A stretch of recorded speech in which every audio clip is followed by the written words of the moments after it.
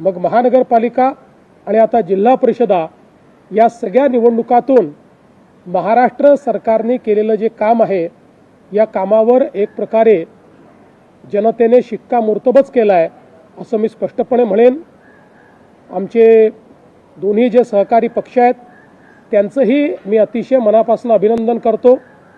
आणि विशेषतः भारतीय जनता पक्षाचे आमचे अध्यक्ष रवींद्र चव्हाण साहेब यांचंही अभिनंदन करतो की त्यांच्या नेतृत्वात एक अतिशय उत्तम अशा प्रकारचा विजय भारतीय जनता पक्षाला मिळून आता तिसऱ्याही निवडणुकीमध्ये भारतीय जनता पार्टी हा नंबर 1चा पक्ष झालेला आहे।